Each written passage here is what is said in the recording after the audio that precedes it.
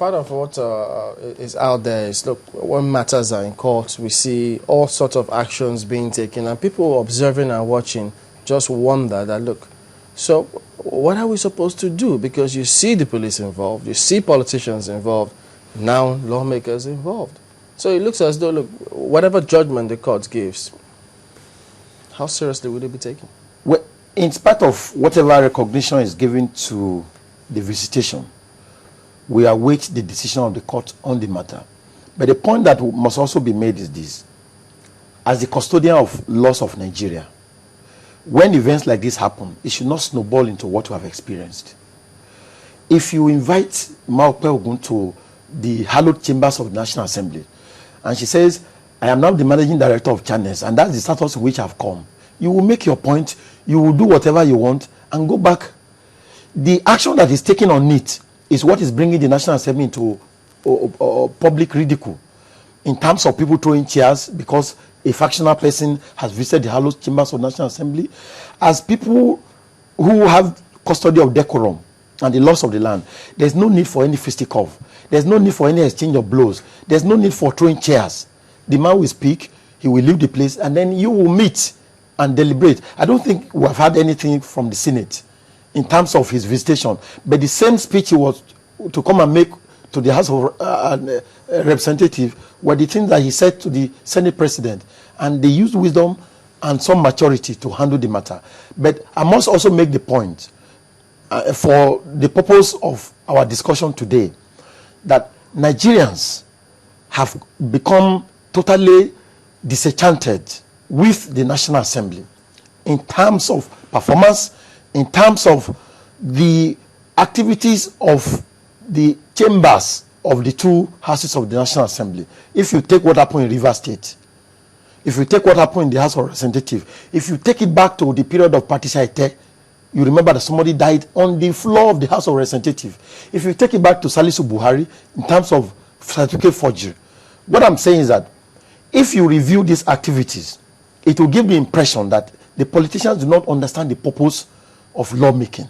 They do not understand the purpose of the election or the mandate, as Dr. Payame was saying, that people have given them to constitute themselves as our representatives. And that's why there's this public abuse of that opportunity every time when there's crisis in the House. Yeah. I mean, if you listen to the House of Commons, the day the Prime Minister wanted to discuss the issue of chemical weapons in Syria, oh no, you will be impressed to become a parliamentarian. They defeated him, he accepted the defeat, and came out and said, look, even though I had this opinion, but since my people have spoken, not by beating me up, not by insulting me, I accept that as the voice of my country. But I still believe in that cause I want to pursue, but I will look for other means.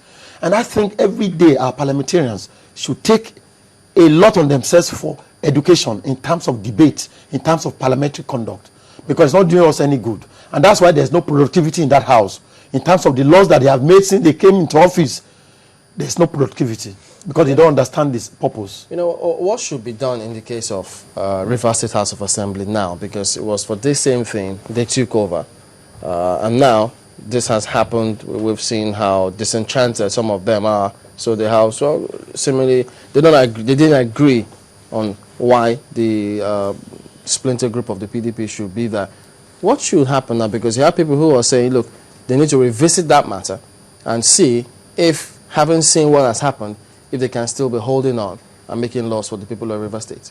If you look through the crisis of the House of Assembly of Rivers State, this is the first time in the democratic experience of Nigeria, in the legislative history of this country, that the National Assembly has taken over the activities of a state of assembly. I think they tried it in the case of Kogi State. It didn't work. Yeah. They tried it in Ogun State, it didn't work. And the reason why it didn't work is this. Section 11 of the Constitution, in respect of this power, is defective. Because when you give somebody a power to take over the National Assembly of a state, and the taking over is limited to just taking over for the fun of it, then it becomes ineffective. That section says that this taking over will not affect the running of governance of that state. You cannot discipline the governor. You cannot discipline the deputy governor. Your taking over cannot affect the resources of the state.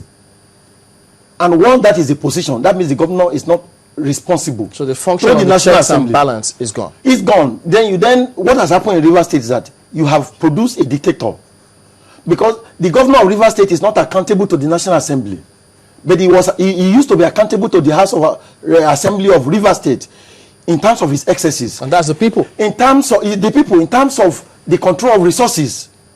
If the governor just stepped over his bound in terms of the budget that had been approved for him, they could call him to order. But the constitution did not anticipate that this thing will ever happen. So there's a lacuna in that constitution that says that take over the power of lawmaking alone. You cannot interfere in the resources of the state. You cannot discipline the governor. You cannot discipline his deputy. So Governor Rotimi Amechi, as he is now, is a one-man riot. Is that what the constitution says, or it just says you cannot impeach him? But if you cannot impeach somebody, if you cannot impeach a person, it takes it further to mean that you cannot discipline him. That's the meaning. You're suggesting that the only form of discipline that the House of Assembly could have given him is to impeach him. Is that the only form of discipline there is for members of the executive from the House of Assembly? No. The point I'm making here is this. The constitution as it exists now, the only discipline that the House of Assembly of Rivers State could mete out to the governor is impeachment. The House of Assembly of Rivers State cannot ask the governor to vacate office through any other means. They cannot take him to court. They cannot come and demonstrate in his office. The power of discipline of the assembly over the governor is that of impeachment under any ground, misconduct here and there. If the constitution says you cannot impeach me, I'm not responsible to you. If you bring any query to me, I will ignore it.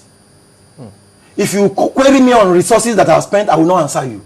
Because there's no other means of discipline, Markwe, under the constitution for a governor. There's no other thing anybody can do to a governor from the parliament other than impeachment.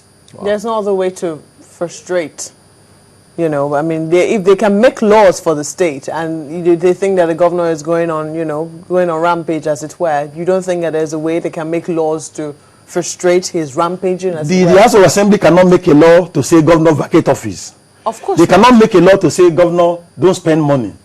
The reason why they put it there is that... But they can make laws to say don't spend money on this or you're not allowed to spend money on that. Can they do that? If he violates that law, what is the consequence? The reason that law is different from morality is because of sanctions. I mean, if I don't brush my teeth before I come here, there's nothing you can do.